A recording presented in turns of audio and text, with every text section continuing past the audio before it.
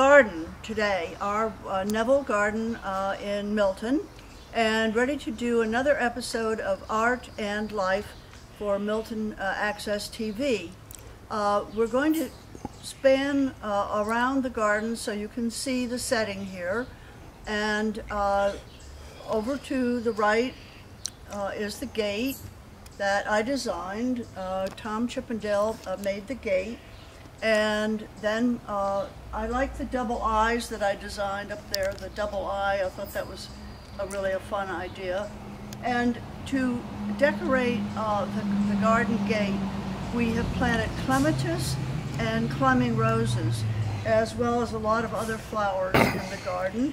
If you pan over a little bit further, you'll see the bird bath. The robins particularly enjoy that bird bath. And over in the other corner is a statue, a cement statue that I found in one of the local nurseries. And I love it because it's reminiscent of a marble statue from ancient Rome and Greece. So what I want to concentrate on today is the how to try to capture one of the clematis and one of the red roses. I'm trying to keep it very simple in terms of coloring. So I've chosen 3 red and maroon paints, a white, a blue for a little bit of shadow, and then 3 greens. So trying to keep the colors pretty much under control. I'm going to be painting on a very interesting kind of a canvas paper. It's really a good help if you are just trying to demonstrate something or you want to experiment around and you don't want to use an entire easel. It is a paper, it's got a rough texture, and it takes the paint rather nicely. So it's a practice sheet basically is what it is. And if you remember from last week, I prepared the palette using a stiff board with white paper and packed wax paper. And all else I have out here is the palette knife, which is very important for mixing. A pencil that I may try to give myself a little bit of an idea of where I'm going with a pencil first. I've chosen 3 brushes, a filbert, a medium-sized filbert, this is a number 10, and a smaller filbert, a number 4, and then a number 4 flat. So it'll be interesting to see whether the brush choice is right. I'm going to say that's going to be my brush choice. And of course, I have the mixing medium, painting medium that we talked about last week to make the paint a little more viscous and easier to work with. So we're going to go up to the vine and cut 1 rose and 1 clematis. Okay, here's the cut. We're going to cut at random 1 purple clematis. This is Jack Manny is the name of it. And let's see, what rose? Yeah, this is a pretty little rose here. So we'll use these 2. And in a minute, I'll be back by the easel. So the first thing I'm going to do is to put on my apron to protect my clothes. This is an apron I've had for many decades. And we can see it's covered with spatter with paint, but that's just fine. The first thing to do in drawing something like this is to analyze. Oh, I see a bee has taken a chunk out of it. That's not a problem.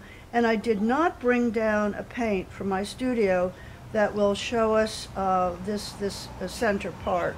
So let's count the petals. That's always important. 1, 2, 3, 4, 5, 6.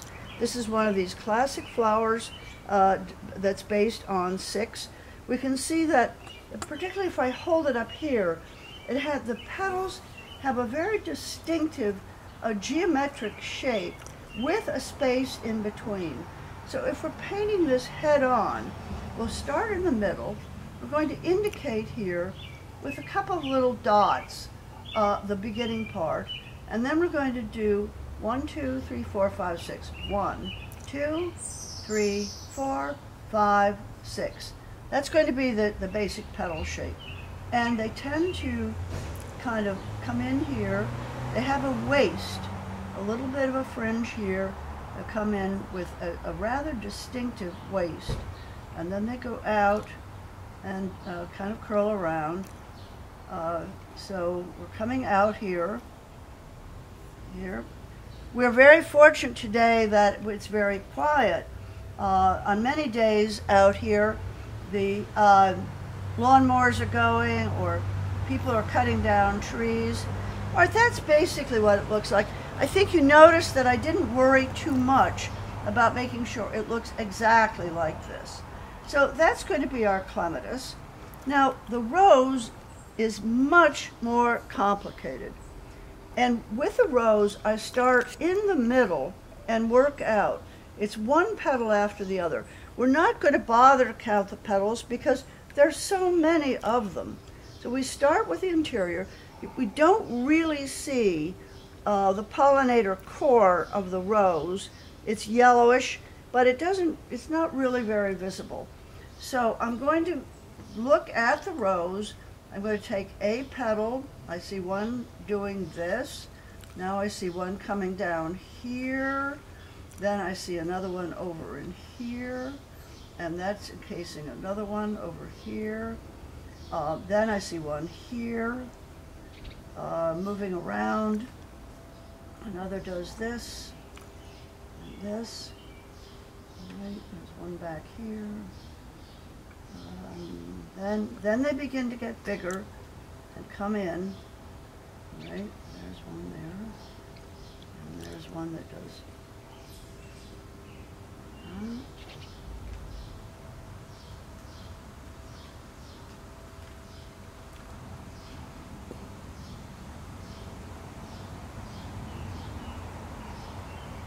It gets easier as you go out. The petals get bigger and fuller, and the whole thing begins to be easier to draw. I think that's enough. We could kind of hint at the yellow in the interior.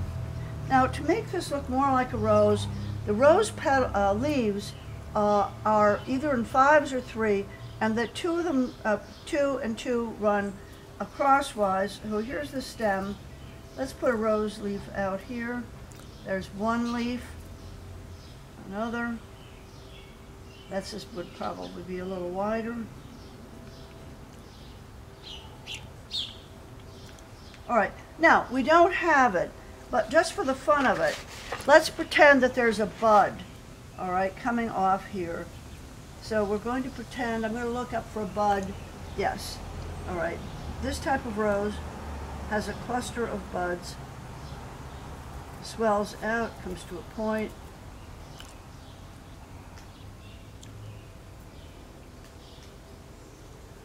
All right, that's the bud cluster, and there would be a few leaves coming off of that bud cluster. All right, now the clematis, let's just have some fun with the clematis. I'm looking up here, and I'm seeing that the clematis has a vine that comes off, and then it has some leaves, and it has little baby buds here, sort of like this, and then it has a wonderful vine that kind of curves around, more petals here and here.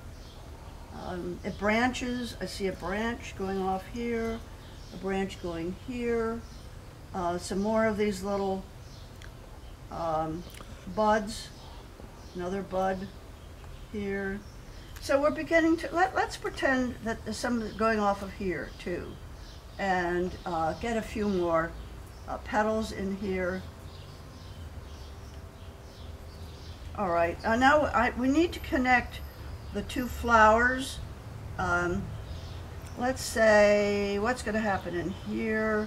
All right, let's take the vine down here, have it come off over here, kind of curl around, maybe cross over. All right, I'm kind of liking the composition here. We have the rose buds here, and that leaf, that's good. This, I'd like to see maybe another clematis vine kind of winding over there. Okay, I'm not happy with this shape of this petal. I don't like that. very hard to erase, but we'll just pretend. We're going to take that out. I don't like the way that looks. That has to come along in there. All right, that's a pretty good composition. We've got a big color thing here, big color down here, and then pods and vines, and we may actually add another. These tend to droop down. Maybe we'll add another one in here. Now I think what is going to happen with this is that I'm going to start with it today and start with the flowers. Then I'm going to work with it a little bit, and then we're going to film another session on this same topic, and I'm going to come back and show you how to finish it. It's too difficult and too time-consuming to do this entire painting today, but I think if we divide it into 2 sessions, I should be able to give you an idea. I'm beginning to regret now that it's not on a good canvas, because I think it's going to be a good painting. When I started, I said, it's just a demonstration. It's not going to be a very good painting.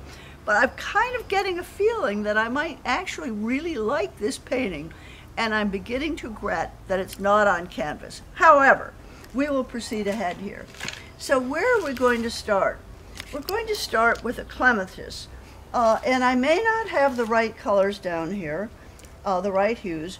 What we need to remember always is that what is on the canvas is important, not whether it matches exactly a reality.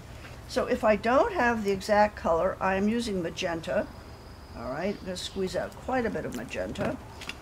It's fairly stiff. It's not a bad choice. It's not perfect, but it'll be close enough. So we're going to dip into our mixing media and begin to mix the paint. Remember to put the top on immediately so that if you tip it over, you don't lose whatever it was, $27 worth of paint, or whatever, 23, whatever. Okay, so here's the start with, and this is going to be our first coat. We're taking the filbert, the big filbert, and how's it coming, Robert? Okay. My husband Robert is doing the filming. Thank you very much, Robert. Good. And Tom Pilla is doing the editing. We appreciate that. All right, we can see this is rather a light color for this, but we're going to kind of come in here and begin. This will be a first coat, right? Just kind of, this is where we start. And this filbert is a pretty good brush for this. I think I may switch over to a smaller one in a minute, but all right. This is just the first coat. I haven't mixed it with any color. Just trying to see, get the basic shape down there.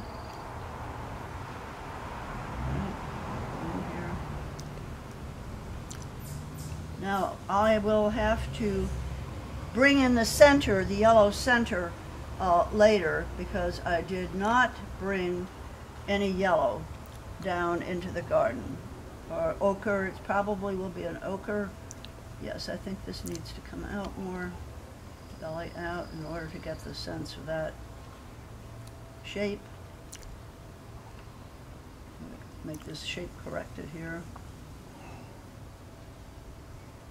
All right, now I think what I'm going to do with this, it's looking like a clematis, but I'm going to switch brushes to a smaller brush, and I want to cheer up the edges a little bit. Yeah, the smaller brush, I'm going to work on the outline a little bit now. Yeah, this is better. This brush, it's not so fuzzy. All right, and we have some parts of the paint showing, canvas paper showing through. I don't like this shape. This is not characteristic of a clematis. They are broad here, not narrow.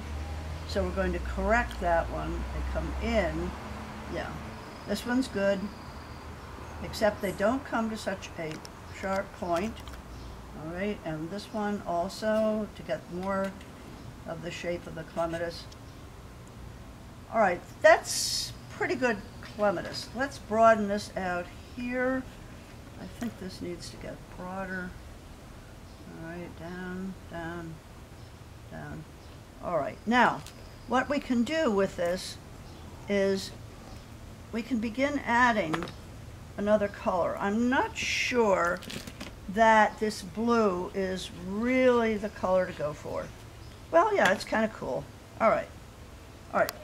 Supposing we start here to give ourselves some more,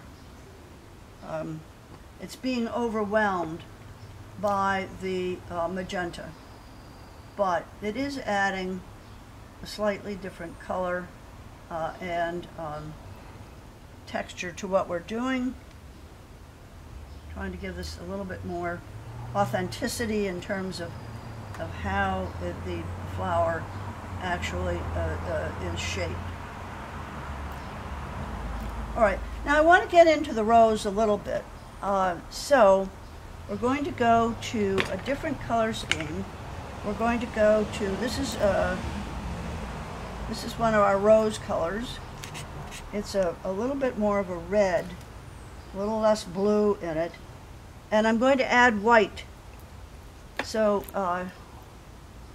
we're going to get, this is my new tube of white Rembrandt. Never used it before, so have to see whether it's a good white. Who knows? Okay, we're going to mix the white with the rose. Oh yeah, that's a good color. All right, yeah, boy, that's just about right on the money. Okay, perfect. Now I haven't washed my brush, so this is going to be a bit of a problem, all right? And I didn't bring out any brush cleaning fluid. So we're going to take the rose petal, one petal at a time. This brush is too big, I can tell right away. Too large. I've got to get over to the smaller brush. And I should have brought something to clean the brushes, but we're not going to worry about that. Okay, here we go. Now, in this style of painting that I use, it's one petal at a time. All right, so I'm going to draw that petal, paint that in. I'm going to do this petal. So you'll see that it is petal by petal. And I'll show you how we differentiate the petals in a minute. All right, coming in here. And then another petal. Now you're going to see that there are going to be some gaps, spaces left between the various petals, so that, and that's where we're going to put the shadows. So I'm painting basically the highlights. What I'm painting right now is I'm painting these forward parts. I'm not painting the deep shadows in there. So this is, there's so many ways of doing this, but this is how I do it. And every artist will have their own technique, their own way of doing this. So I need to remind you, this is the first coat, the first layer of paint. And the nice thing about oil is that you can continue to add one layer after another, and better yet, you can keep adding more colors when it's dry. That is one of the wonderful things about oil paint. You can keep building up the various levels, and that's one of its virtues, is the deep, rich color. Now we're painting the bigger petals that go to the back. All right, let's get some more of these in. And then maybe we can demonstrate the shadows. And again, I find it helpful to have a drawing.